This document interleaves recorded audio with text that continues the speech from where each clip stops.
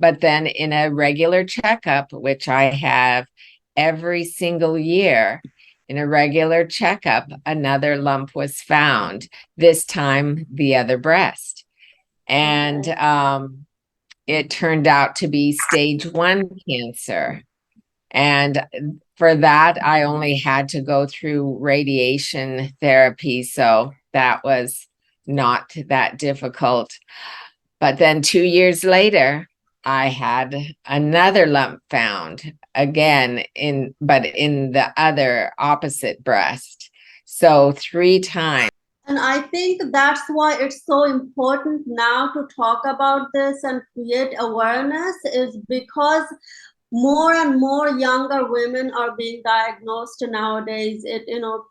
We don't know exactly why. It could be many factors, environmental issues, or lifestyle Right. choices. It's a combination of many things, obviously, but the important thing is to take away from this is we can't take our age for granted.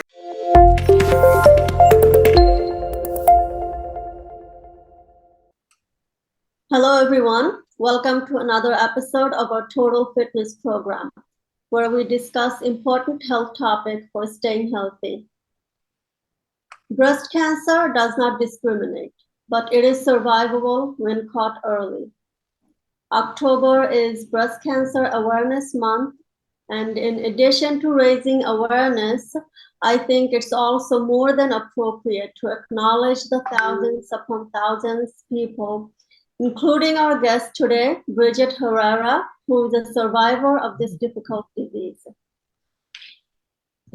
Breast cancer is a disease in which malignant or cancerous cells form in the tissue of the breast.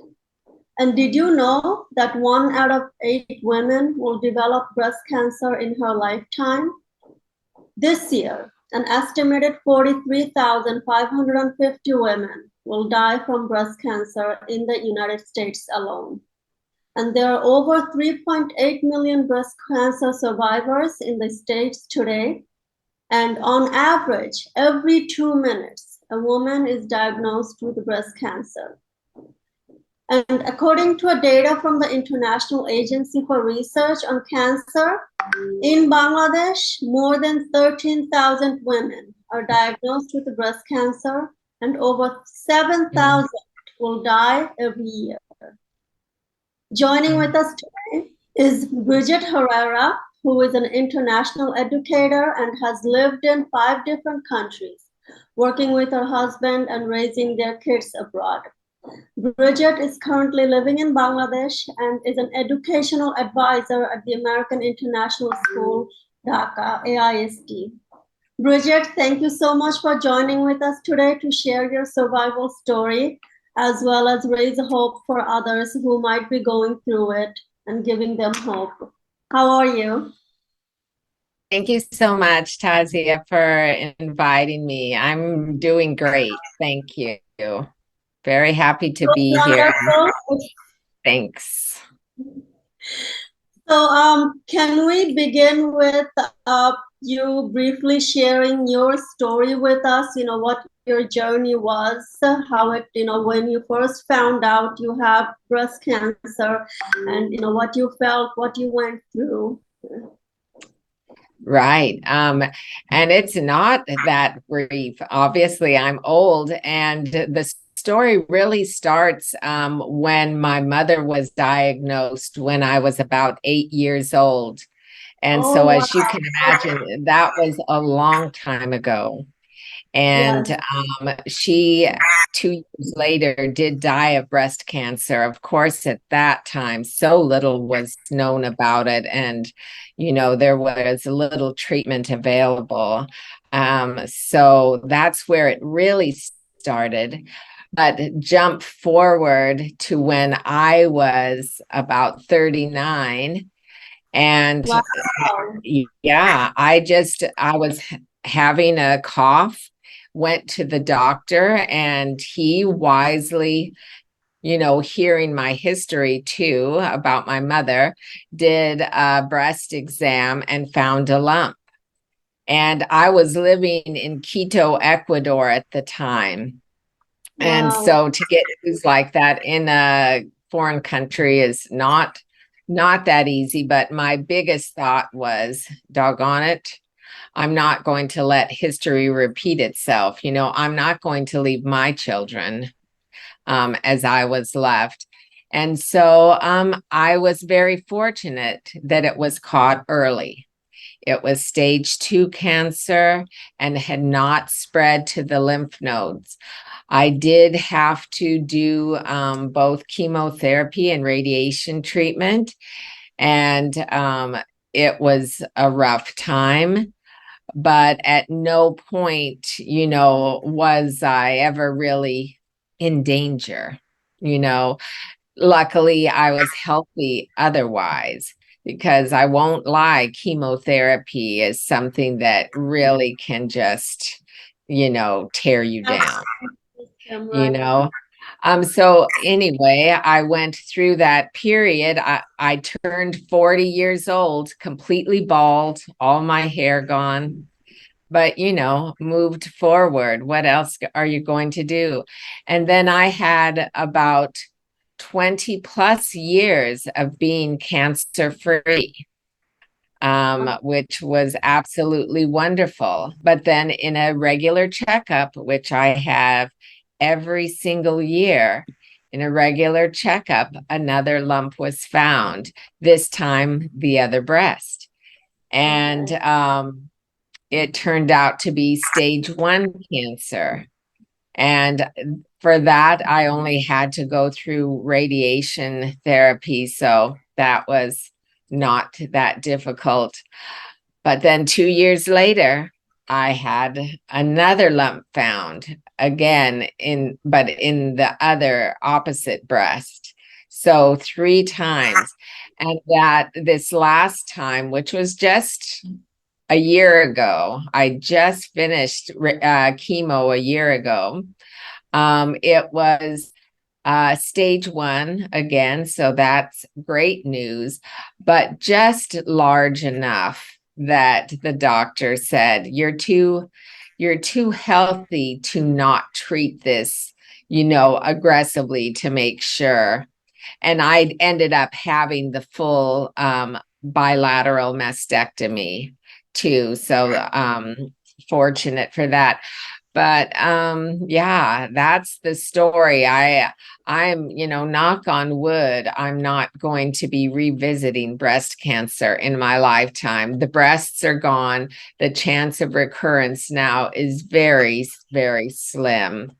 But yeah, I have the gene, the BRCA gene. I don't know if you'll talk about that, but that's the story, and I hope it's over.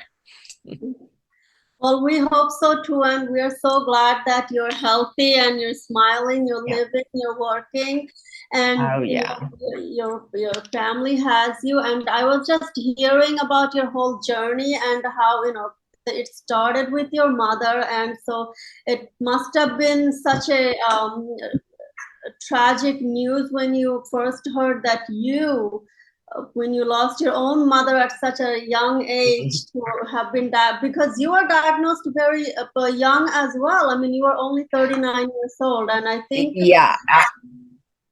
that story is very telling in the sense that many women we think that breast cancer is something that maybe 50, 60 years old get it, and it could happen to us at any moment. And I think that's where the real awareness needs to be, is that you have to start checking from early on. So It makes all the difference in the world, because if you catch breast cancer at stage 1 or 2 and it hasn't traveled to the lymph nodes, the chance, the chance, of getting rid of it completely is very, very good. But if yeah. afterwards it is spread, or you've got stage 4 cancer, the work ahead of you is just much more difficult. And the one of the reason that I wanted to do this program with you today is because my experience in Bangladesh and talking to some women who have been diagnosed with breast cancer, or talking to families who have lost a family member to it, the tragedy was that their cancer was caught when it was at stage 4, and it was just too aggressive at that point, and they just, no amount of treatment could bring them back at that point. So I think, Right. The fact that yours was caught at an stage 1 and stage 2 made, in addition to the treatment, made a difference that it was, still in the early stage. So, Oh, yeah.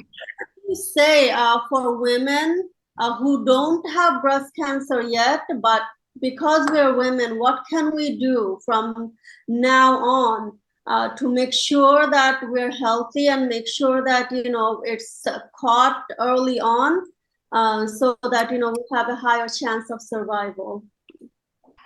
Right. Well, certainly it's recommended that women become very familiar with their own breasts, doing their own self checks. I admit I don't do that. But I mean, if you are a more disciplined person than I am, then I think that's a really good thing, because you learn, like, oh, this feels new.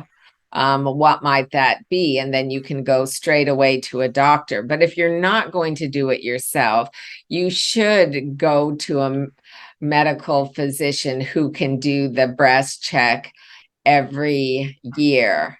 And Right. I think the more you can go to the same doctor, the better. So they begin to also kind of know Follow. your breast, like, right. So I think another thing that came up in your story that I think is astonishing is that yours was actually caught, you went to the doctor for a simple cough, and then Right. that led to this discovery. So I think that's very telling, in the sense that we can't take, because most often we only go to the doctor for like major issues. I mean, simple cough or things like that, we tend to brush it off. So I think it's very important that going to the doctor, getting regular checkup, and also knowing your own family history is it's very important. I'll say that even back then, so we're talking in the late 1990s, even Right. then, I don't think we thought about it being, part of my history just because my mother had it. And Okay. honestly, I probably would not have gone to the doctor, but it was a bad cough, and my Okay. employer said, you'd better get that checked. And so I did. But I mean, really, cough or not, women just need to, probably starting at the age of 30, need to start having the breast check, because of the numbers that you said, and I'll tell you, in my latest cancer, I was on a, Facebook group, and the number of, I mean, I was one of the oldest in the group. Most others were much younger. And I think that's why it's so important now to talk about this and create awareness, is because more and more younger women are being diagnosed nowadays. We don't know exactly why. It could be many factors, environmental issues, or lifestyle Right. choices. It's a combination of many things, obviously. But the important thing is, to take away from this is, we can't take our age for granted, that I'm too young to have it. So in addition Right. to getting mammograms, I think the early, women knowing their own bodies, as you say, and doing self-exam is very key to early detection. It So certainly is. There are numerous different kinds of breast cancer now, too. For my three, not one was the same cancer. They right. they were all different cancers, but breast cancer, yeah. So Um, so what advice would you give women who just found out that they have breast cancer? I mean, I know how to deal with it. I mean, obviously, it's such an emotional trauma for themselves as well as their family. So, what's the best way to deal with it as a family, as an individual? You know. Well, I recognize that everybody's different, but having been through it a few times, number one, I think having real good and clear information about your status, you Okay. know, is it level 1, level 2? Has it spread to the lymph nodes? Like, at least for me, having information gives me some power over Right. it. Secondly, I do not deny that I've been very fortunate to have excellent health care. Right. So, I was always confident that I was going to get the best treatment possible. And I always felt confident about the diagnosis. But I can tell you one thing, um, my body, my information. So just because you're a woman doesn't mean your family should keep the news from you. I've certainly heard that before, and you need to know. And then Right. in my case, I will say the first time I had breast cancer, I didn't know what to think. And the chemotherapy made me feel so sick that Yeah. there were times that I would think like, oh, I must be dying. I feel so bad. Well, Right. I wasn't dying. And the next two times, both times I was able to say to the doctor, like, help me get this straight. I'm not dying, right? It's stage 1, it's stage 2, it's not spread. I'm not dying. They're like, you're not dying. Right. This is something you have to deal with. You've got to get rid of it. You've got to go through the treatment, but you're not dying. And Right. I mean, the truth of the matter is the second time I was doing radiation, and I mean, that doesn't even really make you feel sick, maybe just a bit tired. So there's a lot of um there's the mental game. It's a mind game for sure. You can sit there and think, oh, I've got cancer, I can't do anything. Or you can say, wow, I've got cancer that's I'm going to be able to deal with. I worked through all three, you know, I never took off. I worked.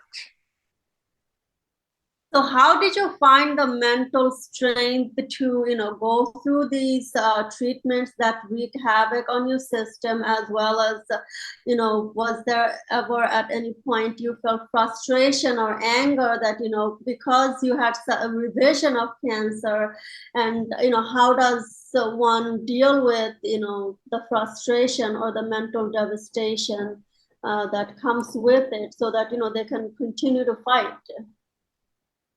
Well, I think it's like anything, that comes your way that gets you down. You give yourself a bit of time to experience the emotion. And Right. if that includes self-pity and anger and all, you go through it a bit. But then it's like, hey, life goes on and get back to work.